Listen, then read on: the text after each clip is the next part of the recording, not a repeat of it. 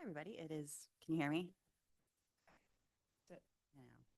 I'd prefer to just talk loud instead of talking to a microphone, but apparently that's not an option. So I am Jessie Arnold. I am the chair of the Bylaw Committee. You all are here. Hopefully you all know you're here for the snow removal bylaw discussion. Everybody else introduce themselves? Hi, I'm Liz Sullivan. I'm also on the Bylaw Committee. I'm Jason Clark. I'm the vice chair of the Bylaw Committee. Yeah, good evening, Jared Bellavo, Bylaw Committee. You also have Uh, Louise online. Oh, hi, Louise. Hi, everyone. I just sent an email. I'm here. Have a sick kid at home, so we'll be there virtually tonight. I totally get it. I have a sick kid at home too, so. Yeah, he came home with a fever and threw up right before I was about to go to the library, which was my only outing for the day. So I was really bummed. All right, so we'll just get started. Jackie, can you start the slides, please?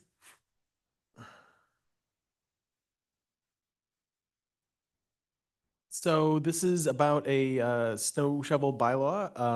I think at this point, 2 years ago, 2022, 3 years ago, there was as I recall, it was an instructional motion. Is that correct? Trying to remember. Citizens petition. I'm sorry. It's right here. Here it is. A citizens petition by town meeting member Mary Parr to create a new bylaw requiring downtown business owners to clear their sidewalks of snow and ice after a winter storm. At the time, the bylaw committee chair, Jeff Struble, volunteered in the floor of town meeting that bylaw committee would investigate this request and if necessary, create a bylaw that would make sense. We then investigated how other towns are handling snow removal, and there are a number of towns in the area who do have these kind of bylaws. They're quite common, actually. And then we said we decided to craft a bylaw that we would present to town meeting for its consideration. And so prior to that, we're doing the due diligence by presenting these bylaws to in these public forums for commentary and discussion. If you want to go back one slide. Jesse, you want to give context for what this is? Yeah, these were just a couple pictures I took this past winter. I had major surgery at the end of December and found myself kind of struggling to navigate around downtown. And it kind of made this all a little more personal because, Mary had brought this and then I found myself in a situation where I was like, oh my gosh, if I fall, I'm going to be very badly hurt. And also my parents were staying in town to help out and, kind of made me appreciate that they were actually renting an Airbnb downtown and they were trying to walk around and they really loved how walkable everything was. And my mom liked to go to Cafe Nero in the mornings to get her coffee. And, it also made me think about the fact that I want them to be able to visit, but not have to worry that they're going to slip and fall if sidewalks haven't been cleared. Okay. Can we jump ahead a couple of slides, please? So Reading does have, as we were just saying, a lovely walkable downtown area and with lots of residents and probably increasing, I would say, more and more sort of shops coming in and stuff like that. And it's becoming even more desirable. We have the fairs and stuff. And I think people are just getting used to being in downtown a lot, even more than they used to when I moved here 10 years ago. So the goal of the proposed bylaw is to reduce the likelihood of pedestrian slips and falls during the winter months, and that those with mobility challenges to feel that they can equally access downtown during the winter months. So the purpose is to make sure the sidewalks are cleared after, and this is all meant to be very reasonable, but the idea is to make sure that the sidewalks are cleared in a reasonable amount of time after a storm, and that they continue to be cleared during freeze and thaw periods throughout the winter. So the question is, do other towns have snow removal bylaws? Indeed, they do. Massachusetts general laws allows towns to create local ordinances regarding snow and ice removal. Other towns we investigated, such as Wilmington, North Reading, Beverly, and Wakefield, have bylaws that govern the removal of snow in their business areas.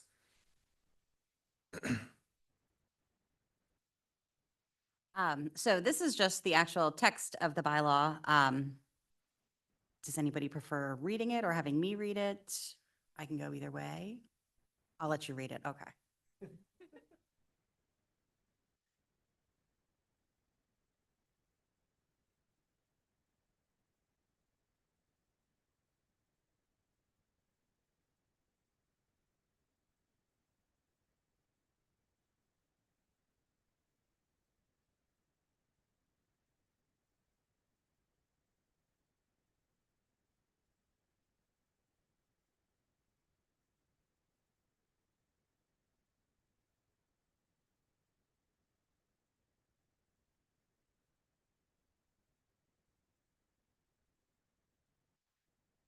Just to kind of talk a little bit about this section, this is kind of what lays out what the sidewalks kind of need to look like, so to speak. It's explaining how much of the sidewalk should be cleared, and we went with 42 inches because that seemed like that was wide enough that if somebody was in a wheelchair, if they were using a walker, that they would still be able to get through that pathway.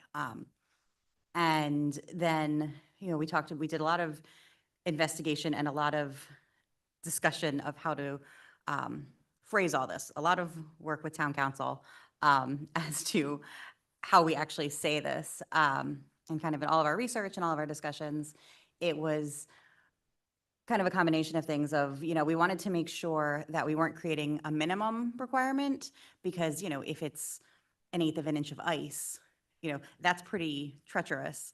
And that's almost worse, I would say, than like 4 inches of snow because, you're more likely to get hurt. So we made no minimum, and we also kind of didn't include what sort of precipitation it could be because it just, there are lots of kinds of precipitation that can fall and freeze on the sidewalks. So we wanted to make sure that was all covered. And we, just wanted to make sure that we really explained kind of what the expectation was. Next slide, please, Jackie. So this is the Downtown Smart Growth Business District. It's the green with the dots. And so it's kind of the heart of the downtown business area, kind of the area that we figured that most people would be most likely to be walking around, maybe like parking a car and trying to walk and run errands. So that was why we kind of, as we were looking around kind of to figure out how to delineate this, that's what we went with. Next slide, please, Jackie. I'll let you guys read this.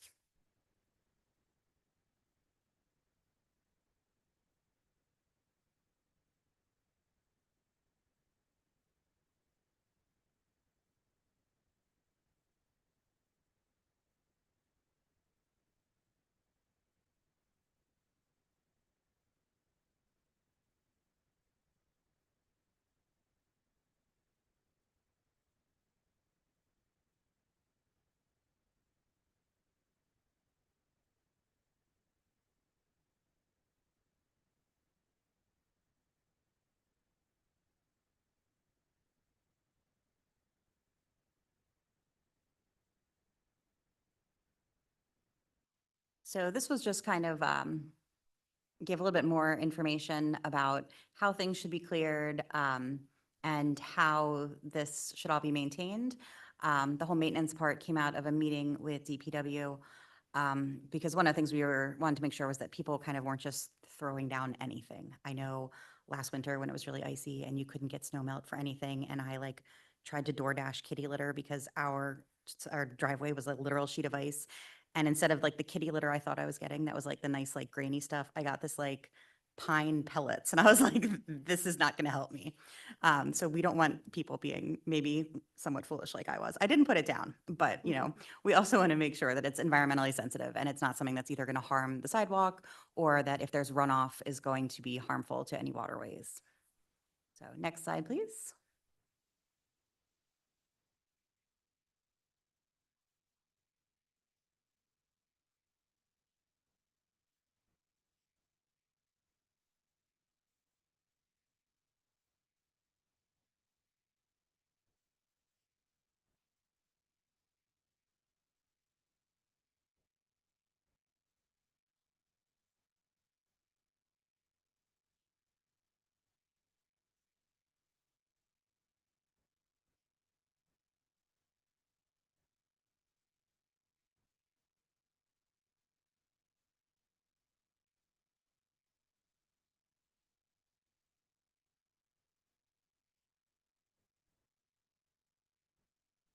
So this came out of, again, a research of what other towns are doing. A lot of what we were looking at was, how are they handling when each incident occurs? And so a lot of this is very much taken from what other towns have done, which is that every day it's a separate offense.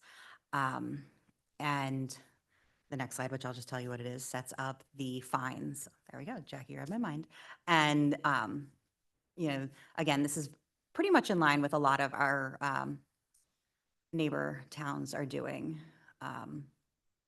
And again, it's, not something, our hope is that with this is it's going to remind the owners of the buildings that businesses are in, that like they need to keep this clean and safe. And, I know one of the biggest problems, seems to be the melt and then the refreeze. DPW does a great job of trying to get the sidewalk plow out as soon as they can, and they do a lot of the initial clearing, but that can't get all the way down to the sidewalk. And then, that's almost when it gets worse, is because during the day, you get the sun and then it freezes at night, or we get a hard freeze and you're just left with these sheets of ice. And, we don't want anybody to fall and get hurt. We want people to be able to feel like they can come downtown, run errands, do what they need to do. And so our hope is that by doing something like this, it'll just say to the people who are owning buildings and commercial buildings in this town, especially, that, you need to be a good neighbor and you need to be a good steward and help maintain your property as well. So that's kind of our intent in doing this and what we're hoping to do. So any questions? Oh, just kidding. There is another slide. I forgot. I kind of talked about all, sorry. Like I said, I have a sick kid at home. It's been a week. This is just kind of what we've already talked about. Our main thought with this is that this would be something that people could use See, Click, Fix for. It's a great opportunity to kind of snap a picture, send it in, and then handle it that way. Kind of like, I get a lot of See, Click, Fix alerts for things like potholes and dead animals. And so we would add that to it.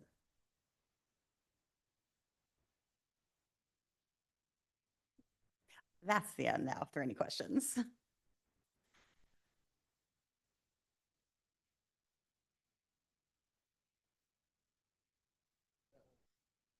Yeah, Karen. Thank you, Karen Herrick, Reading Select Board. Well, that was a lot briefer than I expected.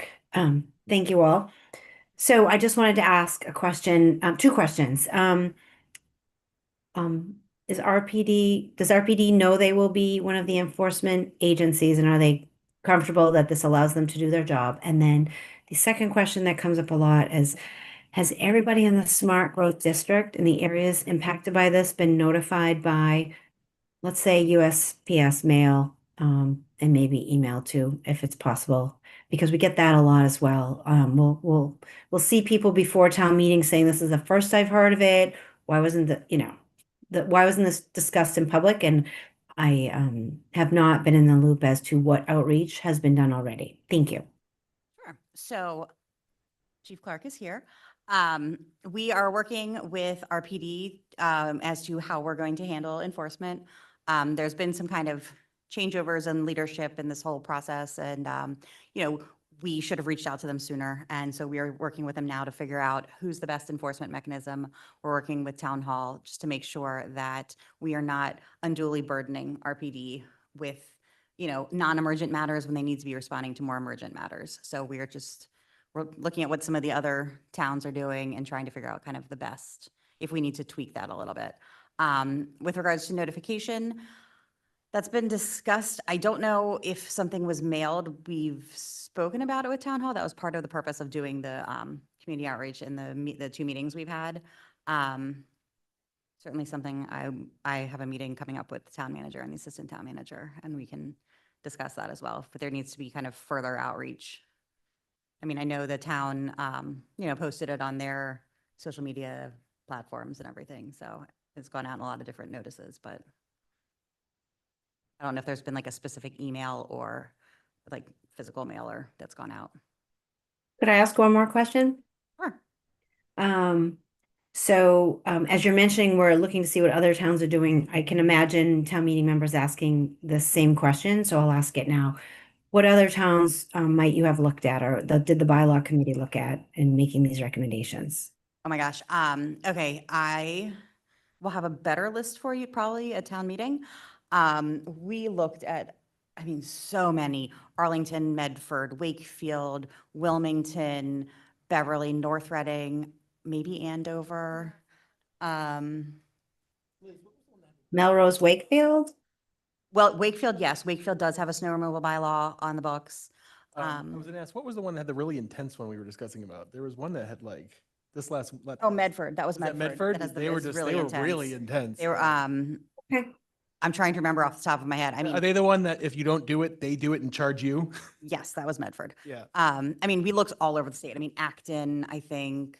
We started this by looking broader to see, was this something other people were doing, rather than trying to reinvent the wheel? And I know some of our language, was kind of very much taken from, what other towns have done as well.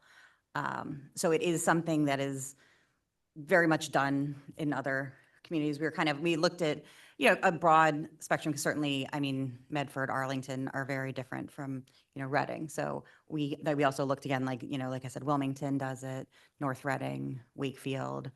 So kind of, I mean, not just communities that are very similar to us, but ones that are our adjacent neighbors as well. So I don't know if Chief Clark wants to also answer your question or not, but Well, I'm asking these questions because I was there the night we talked about it last time, and I don't remember if we voted it down or we decided to table it, but it was a very spirited discussion, and all of our time is important. You put a lot of hard work in it, so I'm just trying to think of the things that may potentially come up at town meeting, but also might stand in the way of getting agreement in town meeting, and that's all that's coming to me at the moment. yeah, I mean, and that's what's been really helpful about these community forums, is kind of getting the chance to workshop it and also just to hear from people, because, we've been working in a vacuum of, the small number of people on the Bylaws Committee for 3 years now on this. So, like I said, there may be some tweaks and changes to it. We're certainly not going to bring anything forward that we feel is going to unduly burden any town agency. That is not our intent with this.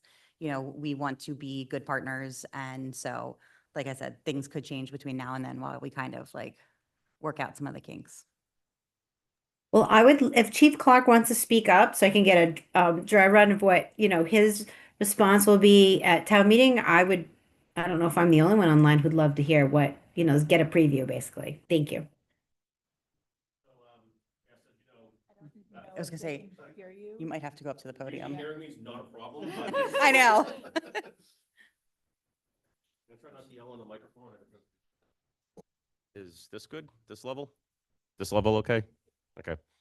So Jess, as you know, we've met, and this is no knock on the leadership here. I know there's been some change in leadership on the committee over there, but the first I heard about this was actually a few weeks ago when I actually saw the bylaw in writing. There's been no discussion with the police department about the enforcement part. I'm not going to comment on the law. I'm just going to comment on the enforcement. We do not have the bandwidth to take this on. I also don't think this is a police department function. I've talked to the other chiefs and the agencies. I was just at a conference with a bunch of them, and they have it on their books that some of them enforce. They've told me they do not enforce it. It kind of flies in the face of community policing. It's not ticketing people for shoveling snow, just like being the masked police, just being like the dog police of the town forest committee. It's not what we do. I don't have the bandwidth for it. We're out there during snowstorms, responding to car crashes, trees down, power lines down, alarm calls, everything else. And it's with the amount of building going on in town, businesses coming in, new apartment buildings, we're just getting busier and busier. And there's a point we're going to hit where our staffing level isn't going to be able to match the service we provide. This is just one more thing to it that we don't have, especially not during storms. And we're not going to be able to enforce it. I know I've heard that people want this more as educational. If that's the case, take out the enforcement part. Because what we have found is when you put it in writing that's going to be enforced, people expect it to be enforced. The issue with the C-Click Fix is C-Click Fix goes to the DPW and Town Hall Monday through Thursday. Fridays, holidays, and weekends, when they're not getting a response, our emergency dispatch centers who gets the phone calls. And that's going to be the concern, is our dispatch center, who's already busy, is going to get flooded with phone calls about snow shoveling because they're not getting response anywhere else. And I just know this happens. I can tell you when there was a mix-up in some, either the tax bills or the water bills that came out, guess who got flooded with the phone calls? So much so we had to put stuff out on social media begging people not to call the police department. And I know this is going to be the same. And so we're asking to be removed from the enforcement part because we're not going to be able to enforce it. And if it's in writing, that's what the public's going to expect us to do. Yeah, I will say that Chief Clark, Chris Cook, and Matt and I met, I think it was 2 weeks ago now. And we did talk about these concerns, and that's why we're continuing to kind of think through this. And like I said, I have a meeting coming up with Matt and Jane to kind of see if there's a way to shift this to something that's not going to burden, definitely not RPD. Because I certainly hear what Chief Clark's concerns are, and I don't think, I certainly don't want them, this to be something where police officers feel like they have to go respond to this when there's other things that they really need to be doing where people are seriously at risk. So we just, like I said, we want to be good partners with all the other agencies in this as well. And so there may be some changes before we get to the floor of town meeting. We may bring some amendments then, just kind of as we figure this all out, so. Chief Clark, one quick question. Did you say that you spoke to other chiefs and they said that these are on the books, but they don't enforce them? Yeah, so chief of police has full authority and full discretion to enforce and not enforce. And a lot of these bylaws are out there. They've been on the books for years. When the towns were quieter and not a lot was going on, they don't have the bandwidth to enforce it either. And they say they don't, a lot of the agencies I've talked to don't respond. Or they have code enforcement officers, or not from police departments, but the town hall has, or other towns have different options that they're enforcing it, but not actually the police departments. Gotcha. And like I said, my staffing levels right now, I'm telling you, we're not going to be able to do this.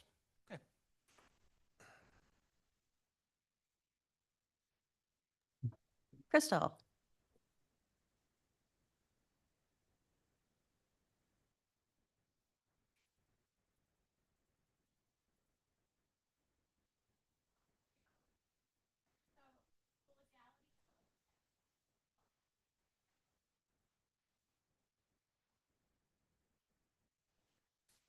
So I have had conversation, oh, sorry, repeat the question. If somebody falls outside of your business, are you now more liable basically because of this?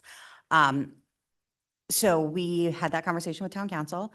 At town meeting, obviously town council is there to answer that themselves, and I would defer to Ivrea in that situation. But our understanding is that no, it does not make you more liable. It also does not make the town more liable. Because that was one of the things we were trying to figure out is it shifting the duty and the liability? We actually spoke about this again at our last meeting last week. And as of right now, our working knowledge from town council is that no, it would not. Yeah, in fact, there's a specific law, I think, right, that addresses this? Sorry. I'm not licensed in Massachusetts and I didn't go to law school here, so I'm not totally up on this. So, like I said, not licensed here, so can't really help you on that one, but town count, like they said with the mass tort claims laws, it sounded like no. If you want to send me the statute, I'll look at it, because I do at least know how to read that, so.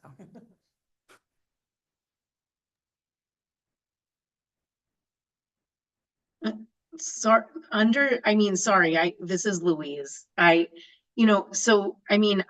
could certainly look into it a little bit more as well, but, under the Mass Tort Claims Act, the sidewalks, it's my understanding that, town sidewalks, all of that would be subject to the Mass Tort Claims Act. So I don't think that there would be any sort of shifting of liability, to business owners unduly. So I don't know if that answers the question a little bit more. Louise is actually a lawyer licensed in Massachusetts. So yeah, we'll go with her.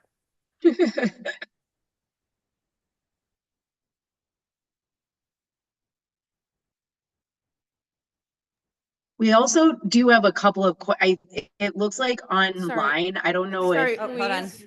Hold on, yeah, nobody, Yeah. hold on. Hold on.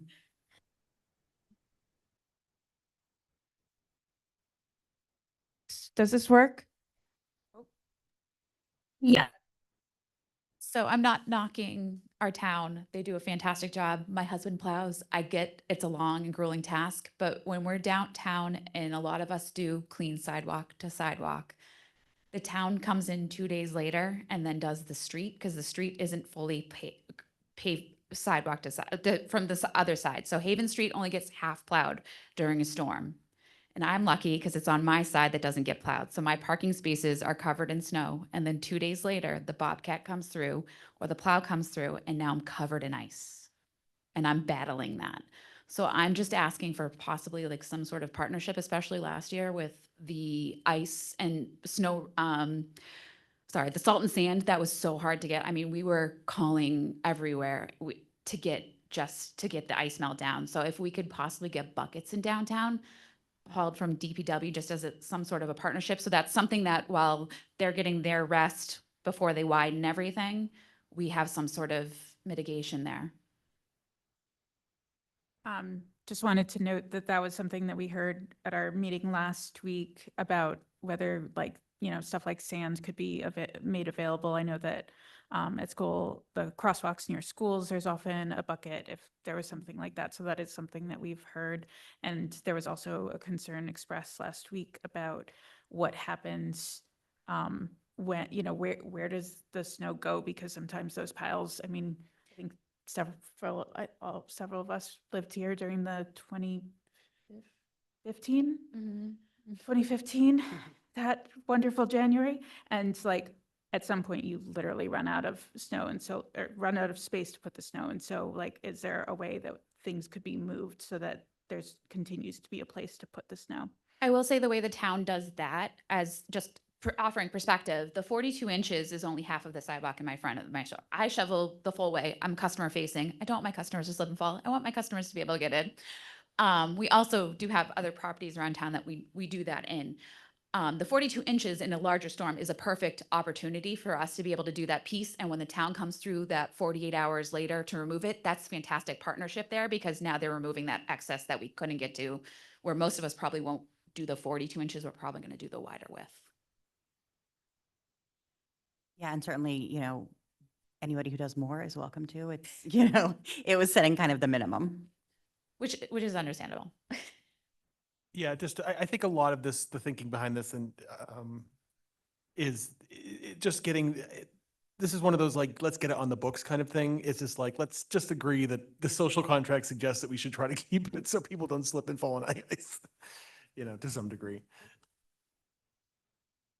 I also think Jesse didn't really talk a lot about the timing, but I think there was an expectation of the idea of this is that it sets the expectation of cleaning up when it's reasonable. This does not mean that like if there is still snow on there at 8:01 in the morning, that like, I mean, it's pretty clear. Everybody knows that like DPW is plowing through the night, and they have their priorities. And we talked a lot about that, about how their priorities are about getting roads clear, about making sure that sidewalks get clear. They prioritize around our schools. That's incredibly important. I have two school-age kids who both walk to school. I hate that they end up walking in the road because of people not shoveling their sidewalk. So yeah, there's absolutely there's prioritization, and the goal of this has never been to, with any idea that, the town itself was going to be going around patrolling and being like, look at that, that was never the expectation. But when there's problems, especially, I mean, I think most of us around town know the problem areas that tend to crop up, and certain areas are just habitually not cleared. And finding a way to try to push those areas closer to actually following as Jason said, the social contract of making sure that our sidewalks are clear so that people can move around our downtown. I also have a question. Is it the property owner or the business owner? Oops, sorry. I was asking if it was is the fine towards the property owner or the business owner? The property owner, not the business owner. Our intent, I mean, yes, property owners may pass this down in some way to deal with it. But, I mean, if they have to pay for snow removal, if the business owner isn't willing to do it. But our intent is definitely not to make this punitive on the business owner, and rather that it's something that the property owner should be dealing with as just kind of part of owning property in the downtown. Jackie, did you say there were questions from the Zoom? Yep, there are actually a few comments. Liz Whitelam says, I personally am not worried about this because my exorbitant rent provides for excellent snow removal, but I have had several other business owners approach me being very concerned about both possible changes to liability as a result of this being codified, and on a purely practical level, folks have had issues in recent years getting rock salt slash snow melt. Sorry for my dog. Could the DPW have barrels of those supplies downtown since it's not always available? So they're closed. Karen Gately Herrick said, could we investigate having Board of Health assistant enforcement? And let's talk to the town manager and assistant town manager about monitoring See-Click Fix or, sorry, See-Click Fix a few days per week. No doubt the offending ice snow will still be there the next day. And then Liz Whitelam chimed in again and said, also, having moved here 23 years ago from a municipality that finds all property owners, not just businesses, a downtown area, this seems a little punitive towards businesses slash commercial property owners. For years, walking my child to school was like taking, and that is something I do. We missed the last part of that, Jackie. Can you repeat it? Yes, sorry, it said, sorry, let me just quiet my dog.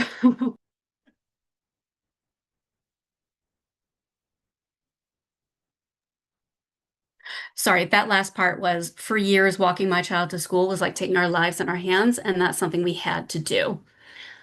And also Chris Haley has his hand up. I will say that the idea of adding the schools into this is something that has been brought up. That was kind of not our original charge from Mary Parr, and that was not what was taken on. So we, when we were discussing all this, we decided that we were going to focus very narrowly on kind of what was handed off to us. And certainly if town meeting members on the floor of town meeting would like to make changes, you know, that happens. So.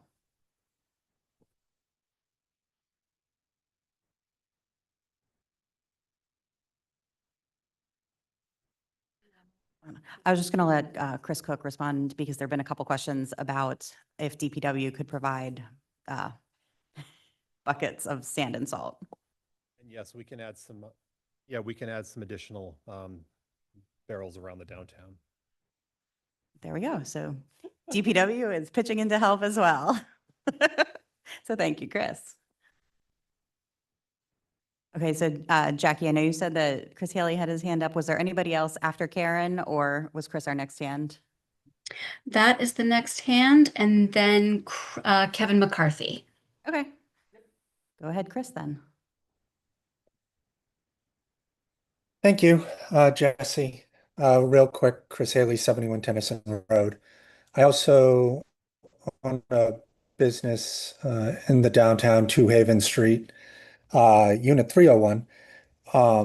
So a couple things with that is that I have the luxury, just like Liz had mentioned, that everyone's going to do this stuff for me, so it really doesn't affect me. The snow's going to be shoveled like it always has. But just going over that, I was not notified for this meeting. Well, obviously I was, you know what I mean, but nobody in my in the downtown area that I'm aware of was notified for this. And if there isn't any more public forums, I think that there definitely should be before town meeting for other residents and downtown business owners to get involved. But my main point, which I brought up last time to you, Jesse, was that it does, and I agree with Liz, that it does seem punitive that we are not caring about getting it on the books for kids and all that. And let me be clear, I don't think we should have it on the books at all because I've cleared, I live right next to Birch Meadow. Dozens of kids walk by my house. I snow blow every single time. I'm not one of those people that's not going to do it. But clearly, there are people in town that other kids have to walk into the street and all that. And I'm not entirely sure why they get the pass on this. Just to get it on the books for something for just downtown, which it's been mentioned multiple times about finding business owners and other things with businesses. There's more than businesses in the smart growth district down there. There are some homes as well. So it seems semi-targeted towards the downtown businesses. And I understand CVS and Nero might have ruined this for everybody. But like Two Haven, if you actually do the Google Earth overview of that and see how big the front of Two Haven is, it's huge. It's like 12, 15 feet wide. You want this done 4 feet. Sure. You're going to get less than what they've been doing before. You also want the handicap ramps done. Who's responsible for the handicap ramps in front of the mailbox and the trash barrel that's there? Because that, I think, starts encroaching onto the town section as opposed to the business owner section, which would be directly before that. Once again, Two Haven, they clear it anyway. I'm just advocating for everybody else that isn't in the same position as me. And then I'm happy Chief Clark spoke because he told you how it is. Because if we can't get 2 valet spots to get enforced in Reading, I don't know how you're finding people all over the place for not shoveling correctly. And it just seems another unenforceable law on the books that we spent time, effort, energy, money into doing that's going to have 0 teeth, literally, just like the dog bylaw and the town forest and all that. It's unfortunate. You don't want to slip and fall. I don't want to get bit by a dog, but nobody's getting fined for any of this stuff. No one's doing anything. And we're just doing all of this just to say that we did it. And it just goes back to, it really should have been focused on, like I mentioned to you earlier, the safe routes to school, that kind of thing. If you wanted to do something with that, I think that you have to do everybody or nobody. I prefer nobody, and everyone just handles things how they're supposed to. And then my last point that I want to bring up is that there is still a silly string bylaw in the books. And that is how ridiculous this is going to be. It's unenforceable and nobody's getting fined for silly string. I don't see how this is going to happen either. But in the future, if things can go out to people in the downtown, notices, email, and I'm sure Kevin will speak to that after me. So thanks.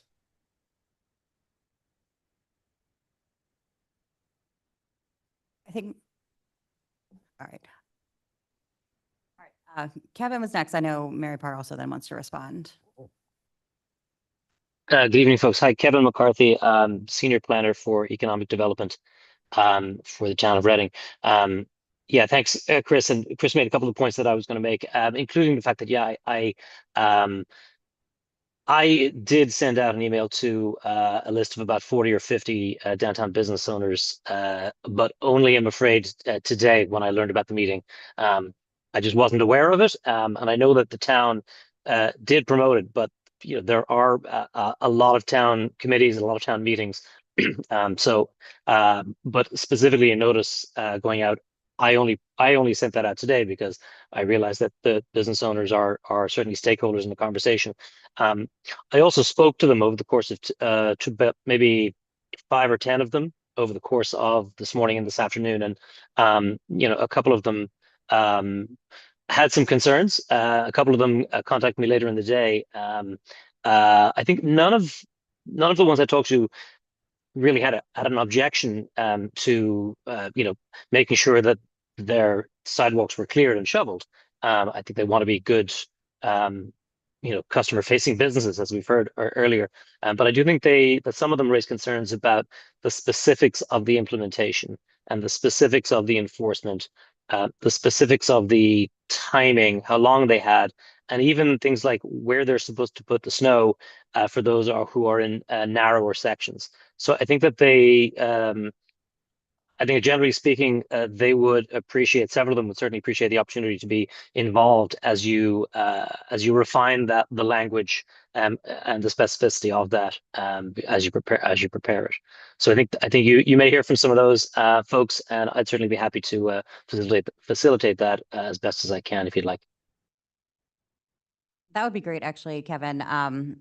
We can communicate kind of the best way to do that, and kind of to talk with them. And because I'm sure that, Crystal had the concerns about liability, and I'm sure that probably some of them have those kinds of questions. And, we just want to make sure that everybody's getting their questions answered and concerns heard. Perfect. That sounds great. Thank you. Right, and I know Mary Parr wanted to speak. This was kind of her project to start with, which is how it then got passed on to us. We just have to figure out how the microphone works.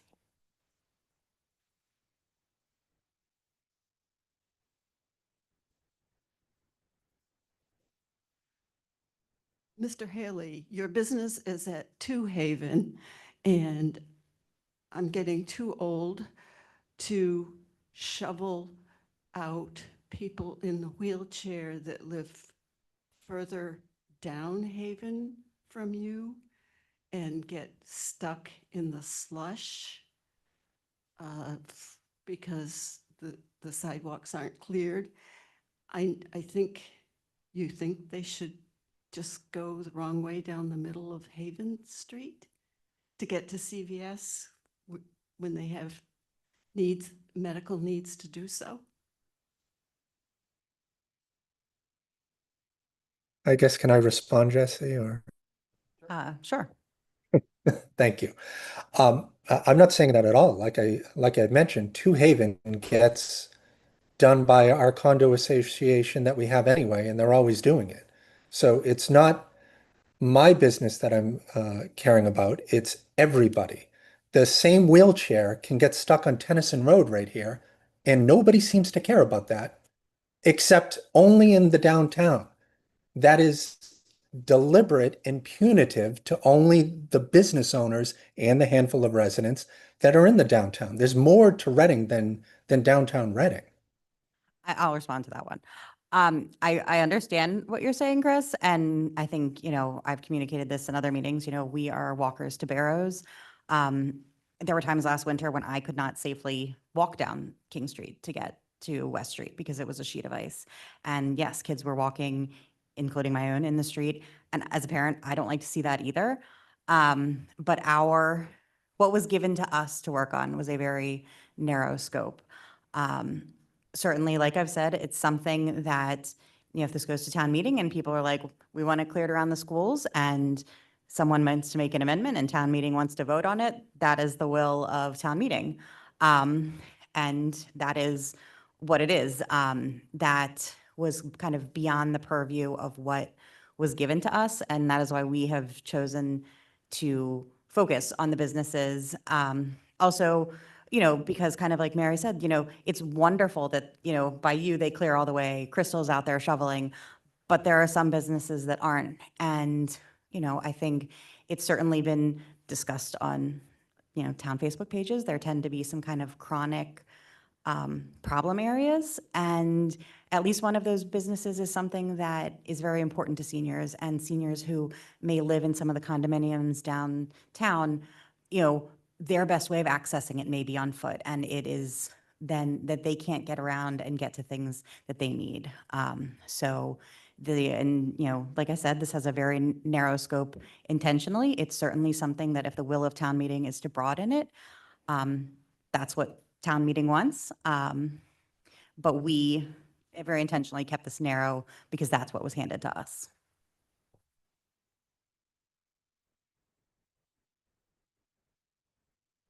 Any other questions?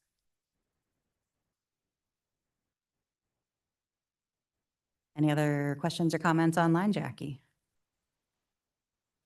Nope, nothing new online. Well, then, thank you, everybody, for coming. This still continues to be kind of a work in progress. It may change and be amended in ways before we get to town meeting, and we'll see where we are then. So thank you. And we really appreciate, I will say we also do really appreciate getting the feedback, because this is our chance to kind of bounce this off of other people. And that's why, we may bring it forward with other changes after hearing kind of more from the community. And thank you, Jackie, for running the Zoom again. Thanks so much, Jesse. Great job.